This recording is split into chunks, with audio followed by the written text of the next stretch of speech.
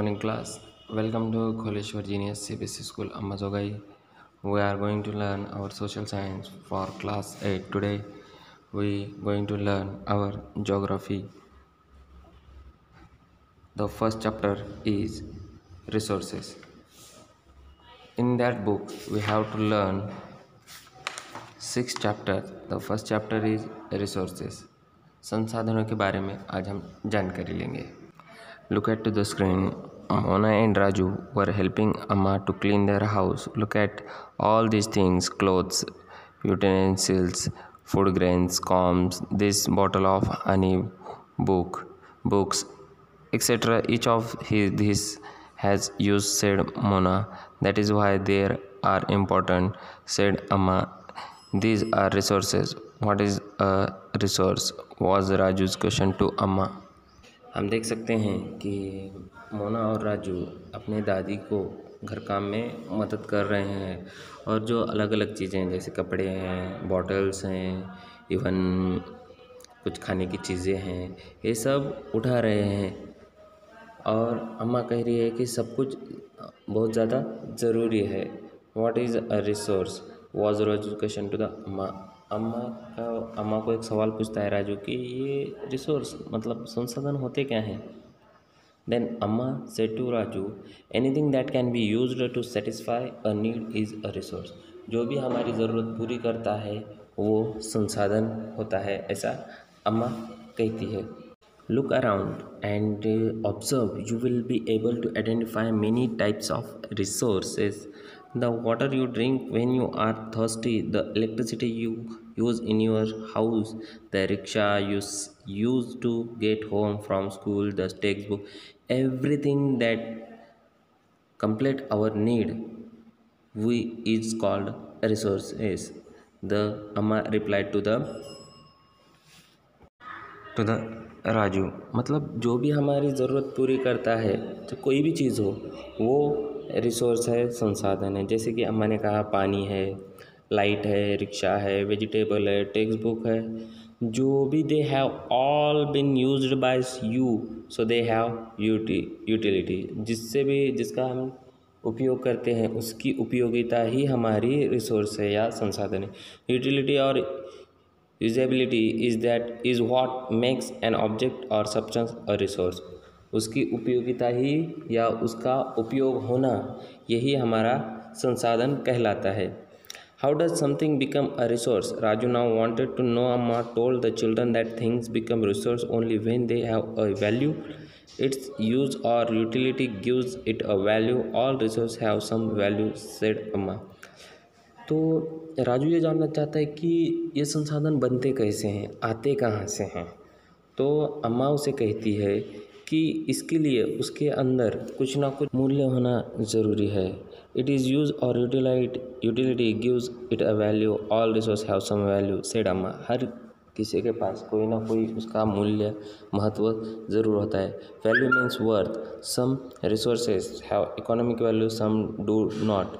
For example, metals may have an economic value, a beautiful landscape may not, but both are important and satisfy human needs. जैसे कि हम देखते हैं कि metal, सोना, चांदी, इसको वैल्यू है, लेकिन कोई भी सुंदर पर्वत, पहाड़ को वैल्यू नहीं है, लेकिन दोनों भी इंसान की ज़रूरत पूरी कर सकते हैं, इसलिए दोनों में भी उतनी ही वैल्यू है, क्या इम्पोर्टेंट है. सम resources can become economical value with time. Your grandmothers have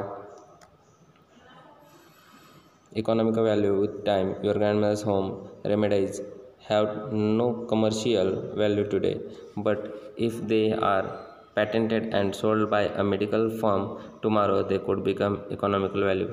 जैसे कि हम देख सकते हैं जो इनके दादी माँ का घर है ये पुराना है, ऐसा कुछ यहाँ पर है नहीं, लेकिन अगर ये इसको सबको बेच देते हैं तो इसकी कीमत बहुत सारी आ सकती है. इसका मतलब ये है कि चीज़ों में वैल्यू होना बहुत ज़्यादा इम्पोर्टेंट है. अब हम देखेंगे कि types of resources.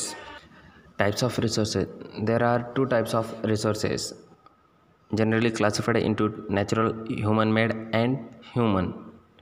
Natural resources यानी प्राकृतिक या नैसर्गिक संसाधन कौन से हैं? Resource that are drawn from nature and used without much modification are called natural resources. जैसे कि हम देखते हैं जो हमें चीज़ें मिलती हैं जो प्रकृति में है या निसर्ग में है वो हमें मिलती हैं, उसे नेचुरल रिसोर्सेज कहा जाता है। जैसे कि हवा है, पानी है, इवन समंदर, तेल या मिट्टी, मिनरल्स, ये सब चीज़ें जो हमें मिलती हैं वो नेचुरल रिसोर्सेज में आती है।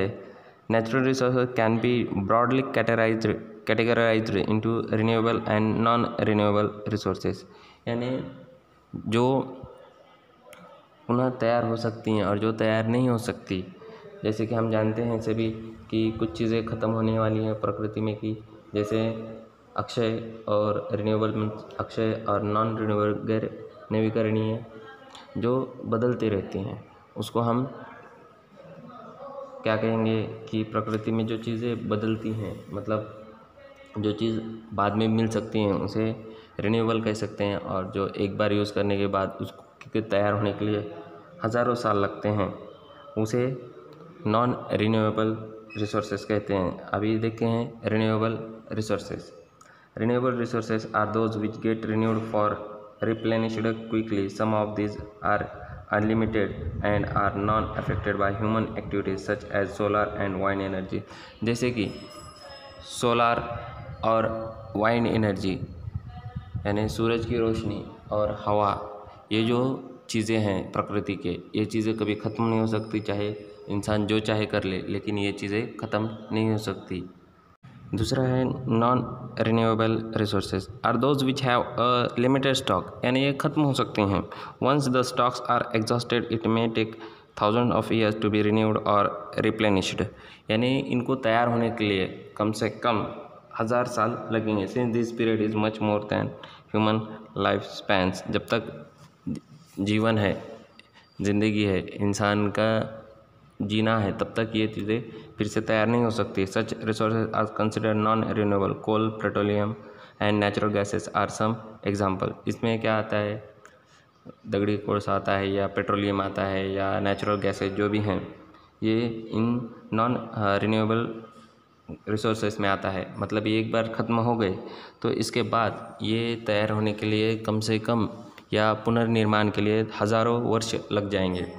The distribution of natural resources depends upon number of physical factors like terrain, climate and altitude. The distribution of resources is unequal because these factors differ so much over the earth। तो ये जो natural resources हैं अलग अलग part में, मतलब अलग अलग देशों में या अलग अलग राज्यों में अलग अलग मिलते हैं, क्योंकि हर तरह की ज़मीन, हवा, पानी, ये अलग अलग मौसम होने की वजह से, वातावरण होने की वजह से हर तरफ एक तरह के ही नेचुरल गैसेस या नेचुरल रिसोर्सेज नहीं देखने को मिलते। ये तो हो गया नेचुरल रिसोर्सेज। कल हम देखेंगे ह्यूमन मेड रिसोर्सेज। तब तक के लिए thank you, have a good day, bye.